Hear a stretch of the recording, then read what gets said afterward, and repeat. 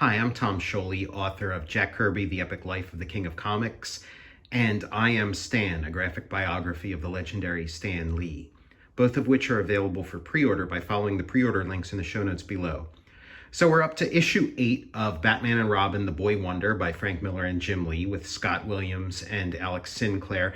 And here's, the big takeaway from this issue. It's Yakuza Joker. It's the Joker with a big Yakuza tattoo of a dragon on his back. And, it's it's just a brilliant idea. That's the masterstroke of this issue. It didn't occur to me until after, reading this comic that I do not recall ever seeing the Joker without his shirt. If that did happen in a comic, I never saw it. When he was surfing on the Adam West Batman TV show, he was, wearing his full Joker costume with some board shorts over it. So the idea that, we've never seen what the Joker looks like with his shirt off. So, anything could be going on there. So, Frank Miller and Jim Lee said he's got this audacious Yakuza tattoo on his back. And it just kind of adds an extra layer to the character, an extra visual layer and an extra story layer. Very little is known about the Joker's background, about his history, and apparently he's had some time, as part of the Japanese underworld, if this tattoo is any indication.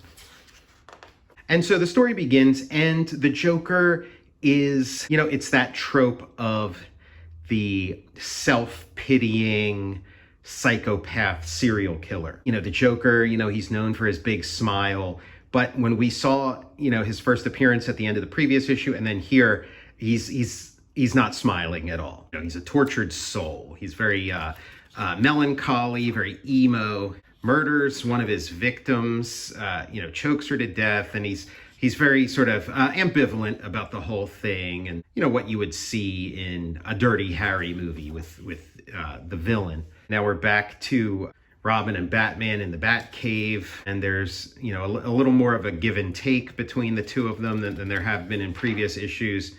And Robin has an important question for Batman, and he tells him, fire away, kid, and he wants to know, what's the story with this giant dinosaur? It's the first thing he's seen in Batman's Batcave that he thinks is actually, kind of okay. And now it's time for Batman's first encounter with the Green Lantern. Now Robin is, he hasn't come up with the name Robin yet, and he's imagining himself as Robin Hood practicing with one of Batman's bows. And Batman is just talking about how unimpressed he is with the Green Lantern. There he is, and the Green Lantern is shown as, kind of dorky. Now, the Green Lantern gets to have sort of a grandiose, godlike scene in the final issue of Dark Knight Strikes Again. Sort of the fact that he's kind of this goofball here who's got a lot of power but not a lot of brains, tells us that Miller, plans on this guy having a sort of arc, a growth, and maybe as a result of his relationship with Batman, he comes into his own.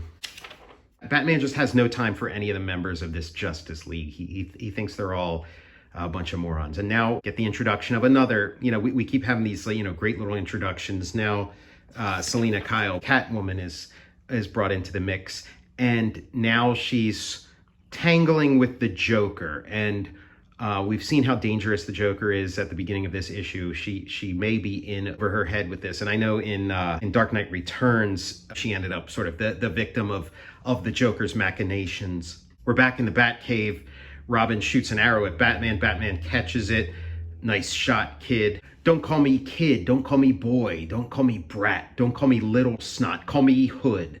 He's come up with his secret identity based on Robin Hood, but he zagged instead of zigged. He's calling himself the Hood instead of Robin. My dad was always making me watch some old movie about Robin Hood. That's why I became an archer. So, Batman, was inspired by Zorro, and Robin is inspired by Robin Hood. So call me Hood. Hood, huh? Do you know what any thug with half a brain would do with that hood? Hey! So yeah, he pulls it over his head. lose the hood. You're Robin. So now, for the first time in this series, this origin story of Robin, Robin is christened with the name Robin. Dick Grayson is now Robin. I can't do anything right around this guy. And that's that. I'm Tom Scioli, author of Jack Kirby, The Epic Life of the King of Comics, and I am Stan, a graphic biography of the legendary Stan Lee. And I'll see you next time for the next issue.